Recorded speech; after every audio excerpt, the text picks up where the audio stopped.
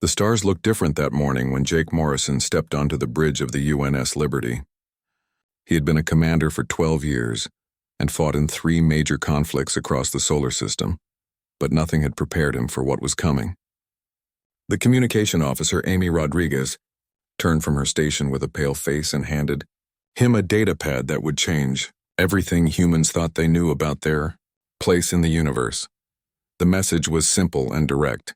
It came from something calling itself the Galactic Confederation. They had been watching Earth for hundreds of years and decided that humans were ready for contact. But this was not the peaceful first contact that scientists had dreamed about for centuries. The aliens wanted Earth to surrender immediately or face complete destruction from orbit. Jake read the message 3 times before he fully understood what it meant. Somewhere out there beyond the moon, a fleet of alien warships waited for humanity's answer.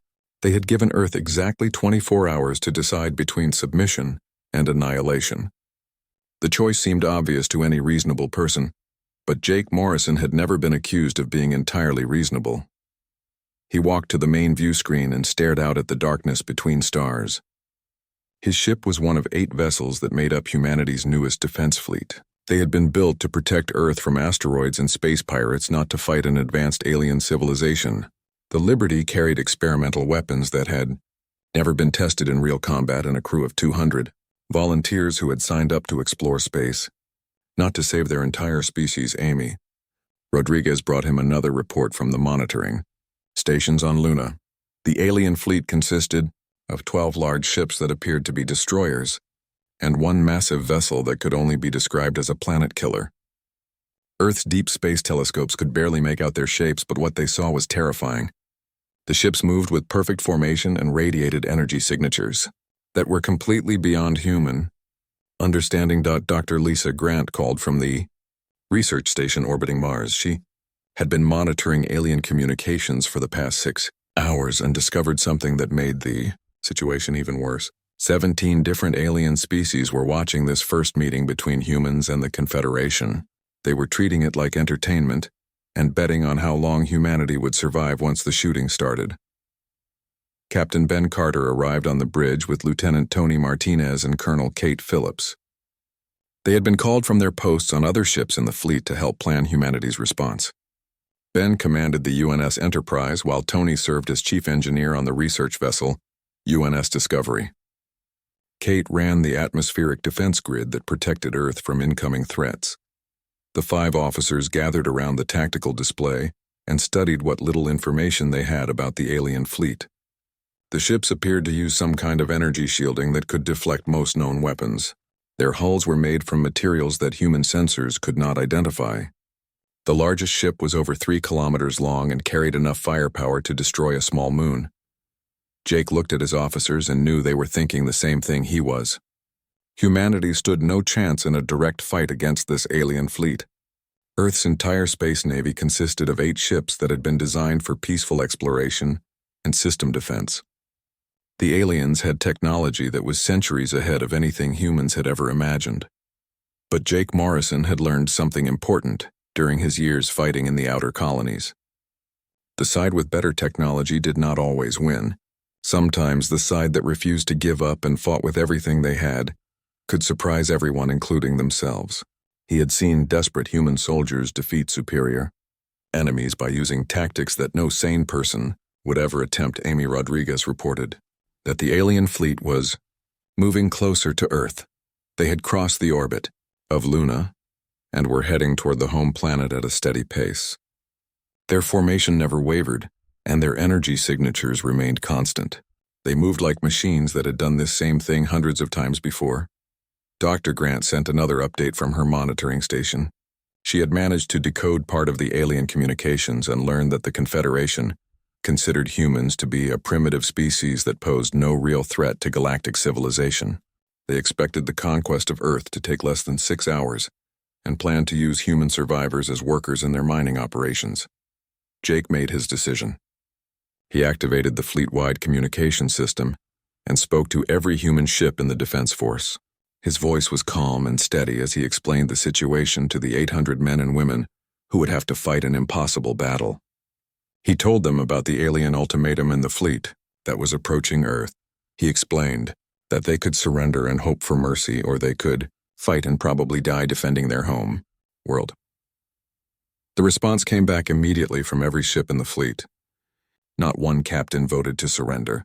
Not one crew member asked to be transferred to a safer assignment. They were scared and they knew they would probably lose, but they were going to fight anyway because that was what humans did when someone threatened their family. Amy Rodriguez opened a channel to the alien fleet and Jake Morrison gave them humanity's answer. He spoke clearly so there would be no misunderstanding about where humans stood on the question of surrender. He told the aliens that Earth was not interested in joining their confederation or becoming their slaves. He suggested that they turn around and go back where they came from before they learned something unpleasant about human nature. The alien response was immediate. All 12 destroyer-class ships changed course and began accelerating toward Earth at maximum speed. Energy weapons started charging and landing craft prepared to deploy. The largest ship moved into position above Earth's North Pole and began scanning the surface for military targets. The Galactic Confederation had decided to teach humanity a lesson about the price of defiance. The first shots of the war came at dawn over the Pacific Ocean when the alien destroyers opened fire on the human defense fleet. Jake Morrison watched from the bridge of the Liberty as energy beams that could melt steel struck their shields and bounced off like raindrops. The aliens had powerful weapons, but they were designed to fight enemies who used similar technology and tactics. Amy Rodriguez worked frantically at her station trying to find weaknesses in the alien shields. The energy barriers that protected their ships seemed almost perfect, but she had noticed something strange in the scanning data. The shields flickered slightly every few seconds as they recharged from their power sources. It was only a tiny gap, but it might be enough for a precisely timed attack. Admiral Steve Hamilton commanded the human fleet from the bridge of the UNS Enterprise. He had fought in every major space battle of the last 20 years and knew how to use limited resources against superior enemies. His 8 ships were spread across a defensive formation that covered the space between Earth and the approaching alien fleet. Each captain had been given freedom to act independently once the fighting started. The aliens attacked with the confidence of a civilization that had conquered 47 worlds. Their ships moved in perfect formation and fired their weapons with mechanical precision. They expected the human ships to either flee or die quickly, like every other primitive species they had encountered. But humans had a talent for exceeding expectations in the worst possible ways. Chief Engineer Tony Martinez aboard the Liberty began modifying their torpedo guidance systems while the battle raged around them. The alien shields were designed to stop energy weapons and kinetic projectiles, but they had patterns and weaknesses that could be exploited. He programmed the torpedoes to change their attack vectors 17 different times during each approach. The constant course corrections confused the alien targeting computers and allowed some weapons to slip through their defenses. Zeth Carr watched the battle from the command ship and felt the first stirrings of concern. The humans were supposed to die quickly and efficiently like every other species the Confederation had pacified. Instead, they were adapting their tactics in real time and finding ways to hurt ships that should have been invulnerable. Their weapons were primitive, but they used them in ways that alien commanders had never seen before. The breakthrough came when Captain Ben Carter made a decision that violated every rule of space combat. His ship, the Enterprise, had taken heavy damage and was losing power to its main systems. Instead of retreating to a safe distance, he ordered his crew to ram the ship directly into the nearest alien destroyer. The collision occurred at a significant fraction of light speed, and both vessels vanished in a ball of superheated plasma. Colonel Kate Phillips coordinated the atmospheric defense grid from her command center deep beneath the Rocky Mountains. Her job was to protect Earth from any alien forces that made it through the space battle. She had missiles and energy weapons, but they were designed to stop asteroids, not military spacecraft. What she did have was creativity and 300 civilian ships that had volunteered to help defend their home world. The civilian vessels included cargo haulers, passenger liners, mining ships, and research craft that had never been designed for combat. Kate organized them into a defensive network that made no sense according to military doctrine, but somehow worked anyway. Cargo ships used their manipulator arms to grab alien fighters while passenger liners rammed landing craft with their reinforced hulls. Lieutenant Ryan Clark flew a single-seat fighter that had been built for asteroid mining operations. His ship carried no weapons except for shaped charges designed to break up rocks. When an alien patrol craft came within range, he ejected all his mining charges at once and detonated them in a pattern that created a temporary gravity well. The alien ship was pulled into the artificial gravity field and crushed like an empty can. Dr. Lisa Grant monitored alien communications from her station on Mars and discovered something that changed everything. The aliens were reporting back to their home fleet that humans were using impossible tactics that violated the basic principles of warfare. They could not understand how a primitive species was causing so much damage to ships that should have been untouchable. The alien commanders began making mistakes as they tried to compensate for human unpredictability. They broke formation to pursue individual human ships and left gaps in their defensive lines that clever pilots could exploit. They wasted ammunition shooting at decoy signals and phantom targets that existed only in their confused sensor systems. Jake Morrison realized that humans had found their advantage. The aliens were more advanced and had better technology, but they thought in rigid patterns that could be predicted and exploited. Human tactics were based on chaos and individual initiative that made no sense to creatures who had evolved in highly organized societies. Amy Rodriguez discovered that alien artificial intelligence systems could not process human emotional responses. When human pilots made decisions based on anger, fear, or desperation, the alien computers could not predict their actions. She began broadcasting human music and poetry on all frequencies to confuse enemy targeting systems. The tide of battle turned when Tony Martinez figured out how to use the aliens' own technology against them. He modified captured alien communicators to broadcast false orders to enemy ships. The rigid command structure that made alien fleets so efficient also made them vulnerable to electronic warfare, attacks that disrupted their coordination. Steve Hamilton watched as his remaining ships began winning individual engagements against superior enemies. The humans had lost 3 vessels but destroyed 6 alien destroyers and damaged several others. The alien fleet was pulling back to regroup and reconsider their assumptions about human capabilities. Zethkar sent an urgent message to the Confederation High Command requesting immediate reinforcements. The human resistance was lasting much longer than predicted and causing unacceptable losses to the pacification fleet. He recommended that the Confederation deploy at least 200 additional ships to end the human problem permanently. The first day of fighting ended, with both fleets pulling back to assess damage and plan new strategies. The aliens had expected to conquer Earth in 6 hours, but found themselves facing an enemy that refused to follow the rules of civilized warfare. The humans had survived the first assault but knew that bigger challenges were coming. News of the human resistance spread across the galaxy faster than anyone expected. Species that had been conquered by the Confederation decades ago watched the broadcasts with growing amazement. A primitive world was fighting back against the most powerful military force in known space and somehow surviving. Fleet Commander Evextol of the Hegemony received orders to bring 200 ships from 3 neighboring sectors to end the human problem once and for all. Captain Lucy Brooks had been promoted to Commander of the Year. Rebuilt Earth Defense Force after Admiral Hamilton died ramming his ship into an alien cruiser. She stood on the bridge of the new flagship UNS Defiance and studied reports from the engineering teams who had been working around the clock to analyze captured alien technology. What they had discovered would change the entire nature of the conflict. Dr. Matt Johnson led the reverse engineering project from a secret facility built inside an asteroid near Jupiter. His team had torn apart every piece of alien equipment they could find and made a startling discovery. The advanced technology that made the Confederation so powerful was also their greatest weakness. Their systems were designed to work together in perfect harmony, but that same integration made them vulnerable to creative interference. Sergeant Pete Williams commanded the first human boarding party to successfully capture an intact alien vessel. His squad had fought their way through the corridors of a disabled cruiser and learned something important about their enemies. The aliens were physically stronger and had better weapons, but they could not adapt to unexpected situations. When human soldiers started using coffee makers and fire extinguishers as weapons, the alien crew simply did not know how to respond. The aliens had never encountered an enemy that treated every object as a potential weapon. Human engineering teams led by Carol Davis began modifying alien equipment in ways that its original designers never intended.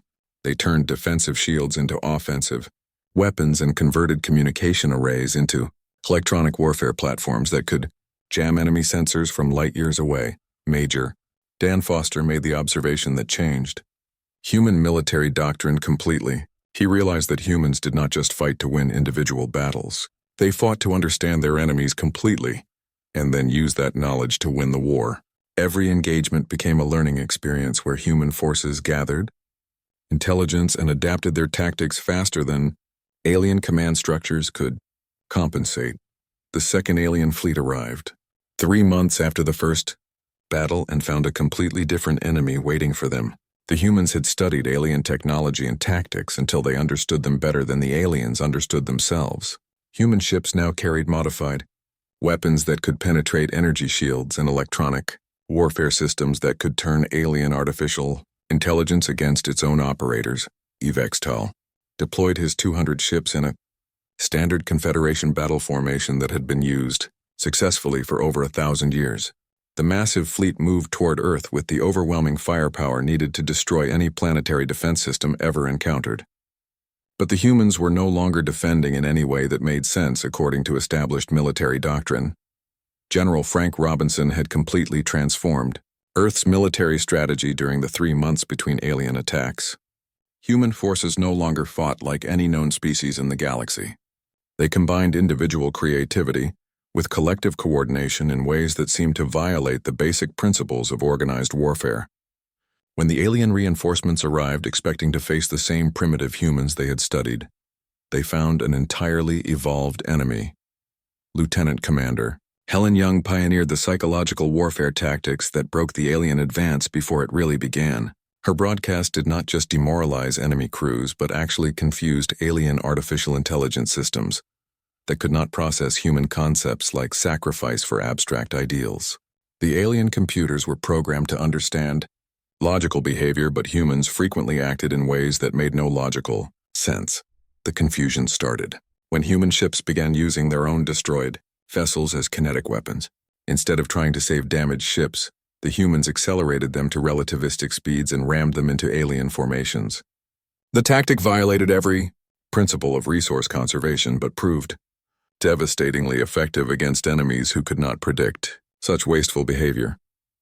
Engineer Paul Martin discovered that human intuition could predict alien behavior patterns more accurately than computer analysis. Humans seemed to possess a natural understanding of how to exploit the rigid hierarchical thinking that dominated galactic civilization, while alien commanders followed predetermined response protocols. Human officers made decisions based on instinct and experience that could not be programmed into any computer system. Captain Alex Turner commanded a small squadron of human ships that began winning battles through pure unpredictability.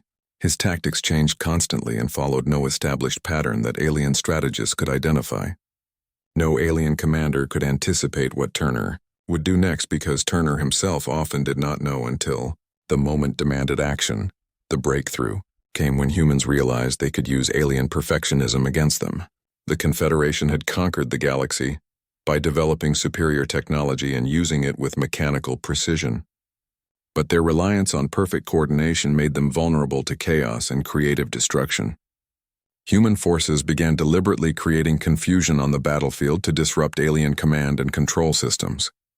Zethkar found himself fighting an enemy that seemed to learn and evolve with each engagement. The humans studied every alien tactic and developed countermeasures faster than the Confederation could adapt. Worse yet, they shared information instantly across their entire force, so that lessons learned by one human ship immediately became available to all human ships. The aliens had advantages in technology and numbers, but humans had something that no other species in the galaxy possessed. They had the ability to think creatively under pressure and turn any situation to their advantage. When alien boarding parties tried to capture human ships, they found that the humans had booby-trapped everything, including the air recycling systems. Dr. Lisa Grant continued monitoring alien communications and discovered that panic was spreading through the Confederation fleet. The alien commanders were reporting impossible casualties and requesting permission to withdraw. They could not understand how primitive humans were destroying advanced warships that should have been untouchable. Carol Davis and her engineering teams had modified so much alien equipment that some Human ships were now more advanced than the vessels they had been captured from. They had improved on alien designs by removing the safety systems and efficiency protocols that prevented creative misuse of technology. Human modifications were dangerous and unpredictable, but they worked in ways that alien engineers had never imagined. The second battle lasted for 2 weeks before Evextal ordered his remaining ships to retreat beyond the outer planets. He had lost over half his fleet to an enemy that should not have been capable of destroying a single alien destroyer. The humans had proven that superior technology meant nothing when faced with unlimited creativity and the willingness to try anything that might work. Word of the human victories reached the core worlds of the Galactic Confederation and caused panic among species that had dominated the galaxy for thousands of years. The Zephyrian Council called an emergency session to discuss what they now referred to as the human phenomenon.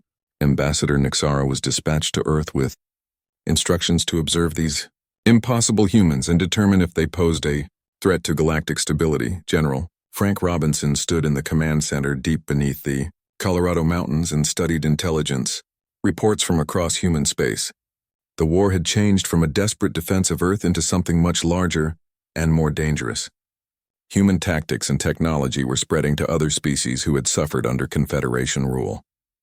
17 client worlds had declared independence and were using modified human strategies to fight their own liberation wars.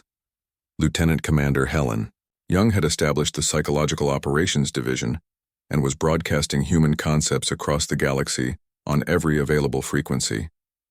Her messages about individual freedom and creative thinking were causing social upheaval on worlds that had been stable for centuries. The rigid hierarchies that kept the Confederation together were breaking down as other species began to question why they accepted alien rule. Captain Alex Turner now commanded a fleet of 30 ships that included vessels from 6 different species.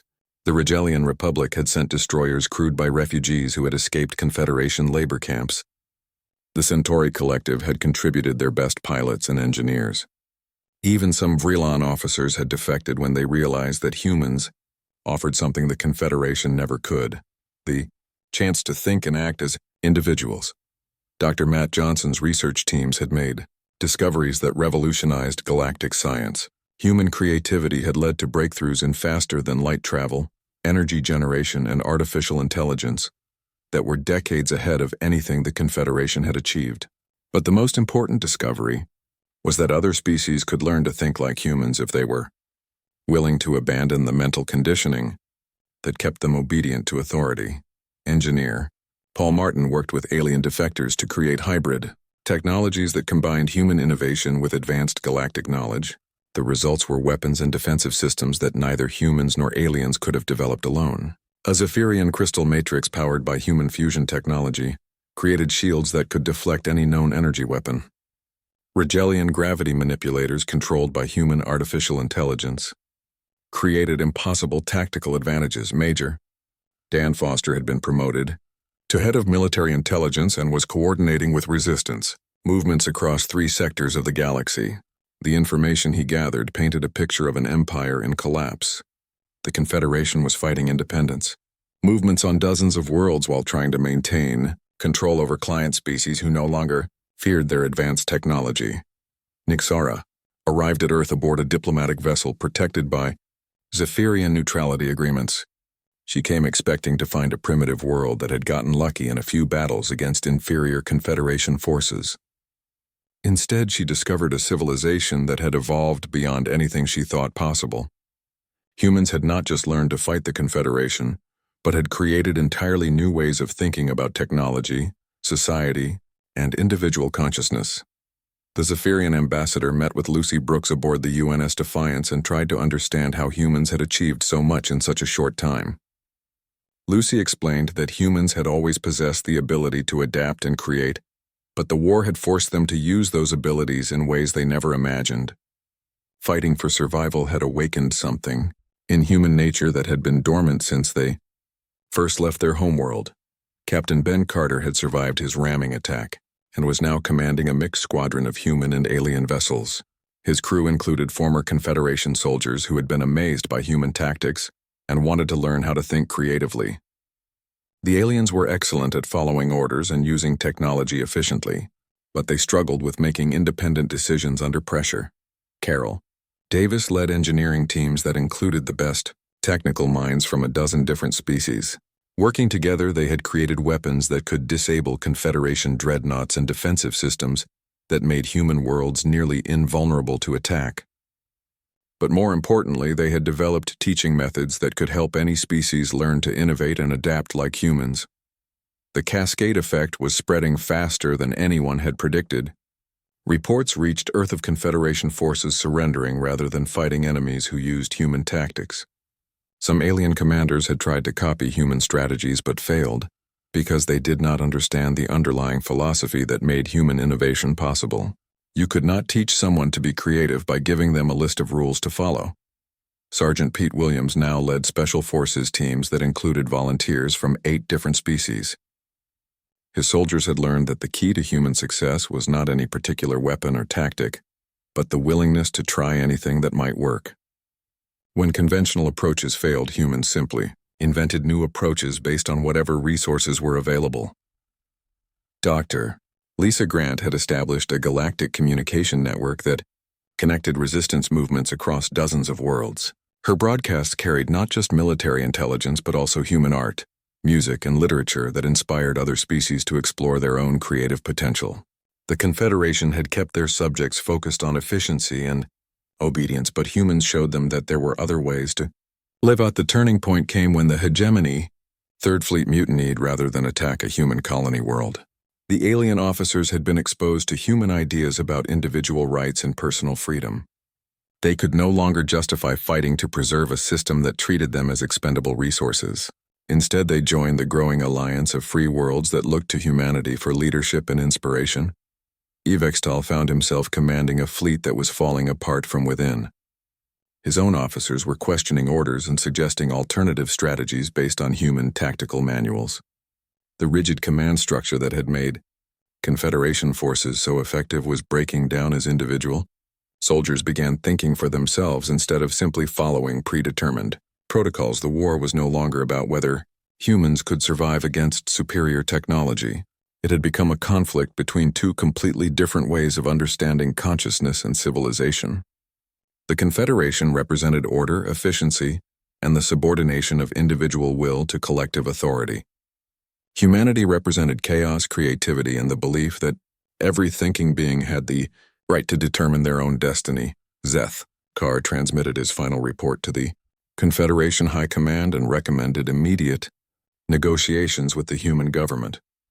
The military solution had failed completely, and continuing the war would only accelerate the collapse of Confederation authority across the galaxy. Humans had proven that advanced technology meant nothing when faced with unlimited creativity and the courage to challenge any authority that claimed to be absolute. The siege of Earth had lasted 3 years, but its effects would ripple across the galaxy for centuries. What began as a simple enforcement action against a primitive world had become a fundamental transformation of galactic civilization. The Galactic Confederation formally requested peace negotiations and sent their most experienced diplomats to meet with human representatives. Aboard a neutral space station in the Centauri system, Admiral Sophie Bennett stood on the observation deck of the UNS Victory and watched as ships from 30 different species took position around the diplomatic station. She commanded humanity's first true interstellar fleet and represented a power that had not existed when the war began. The human vessels were no longer converted civilian craft but purpose-built warships that incorporated the best technology from across the galaxy. Ambassador Zethkar had been chosen to lead the Confederation delegation despite his role in the original invasion of Earth. His reports had convinced the High Command that humans were unlike any species they had ever encountered. The Confederation needed to understand human nature if they hoped to coexist with a civilization that could not be conquered, controlled, or predicted. Dr. Nathan Brooks headed the Human Diplomatic Corps and had been given the impossible task of negotiating with an empire that had ruled the galaxy for over 2,000 years. He understood that humans held most of the advantages now, but also knew that lasting peace required more than military victory. The galaxy needed a new framework for cooperation between species that respected individual rights while maintaining interstellar stability. The negotiations began with the Confederation offering to recognize human independence, in exchange for a promise that humanity would not interfere in galactic affairs. Nathan Brooks rejected the proposal immediately. Humans had not fought for 3 years just to be left alone. They had fought for the right to participate in galactic civilization as equals and to ensure that other species had the same opportunities for freedom and self-determination. Captain Alex Turner had been promoted to admiral and commanded the human fleet that patrolled the border between human space and the remaining Confederation territories. His ships included vessels crewed by former enemies who had learned to appreciate human values. The galaxy was dividing into 2 camps, those who embraced human ideas about individual creativity and those who clung to the old hierarchical systems. General Frank Robinson presented the human demands to the assembled diplomats. The Confederation would formally recognize the independence of all worlds that had declared freedom during the war. They would dismantle their forced labor programs and allow free movement between star systems. Most importantly, they would acknowledge that no species had the right to rule over another simply because they possessed superior technology. Carol Davis had been appointed head of the new Galactic Technology Exchange and was responsible for sharing human innovations with any species that wanted to learn. Her programs taught alien engineers how to modify and improve existing designs, rather than simply following predetermined patterns. The results were breakthrough discoveries that neither humans nor aliens could have achieved working alone. Major Dan Foster's intelligence network had documented war crimes committed by Confederation forces during their centuries of expansion. The evidence would be used to establish new laws governing the treatment of conquered populations and the rights of individual beings, regardless of their species or level of technological development. The galaxy needed universal standards for justice that could not be ignored by powerful civilizations. Lieutenant Commander Helen Young established educational programs that taught human concepts about consciousness and creativity to species across the galaxy. Her curriculum included human art, literature, and philosophy, but also practical training in problem-solving and independent thinking. The goal was not to make other species more human, but to help them discover their own potential for growth and innovation. Nick Sara spoke for the Zephyrian Council and proposed the creation of a new galactic government based on cooperation rather than domination. The Confederation had brought peace through conquest, but humans had shown that lasting stability required the consent of the governed. The new system would protect the rights of individual beings while allowing species to maintain their own cultures and traditions. The breakthrough came when Evex Tal announced that the hegemony would join the new alliance despite their long history as Confederation allies. His fleet had been so influenced by human tactics and philosophy that they could no longer support the old system. Other Confederation member species began declaring their independence and requesting admission to what was being called the Galactic Federation. Dr. Matt Johnson's research teams had made discoveries that would transform galactic civilization forever. Working with alien scientists, they had developed faster-than-light communication systems that could connect every inhabited world in real time. The technology would make possible a truly democratic galactic government where every citizen could participate in decisions that affected their lives. Sergeant Pete Williams led the honor guard that protected the human delegation during the peace talks. His soldiers represented the military forces that had defeated the most powerful empire in galactic history through creativity, determination, and the willingness to sacrifice everything for freedom. They stood as living proof that superior technology could not overcome the human spirit when it was united in a righteous cause. Engineer Paul Martin supervised the construction of the first human starbase in neutral space. The massive structure would serve as headquarters for the new Galactic Federation and demonstrate human engineering capabilities to species that still doubted whether primitive humans could contribute anything meaningful to galactic civilization.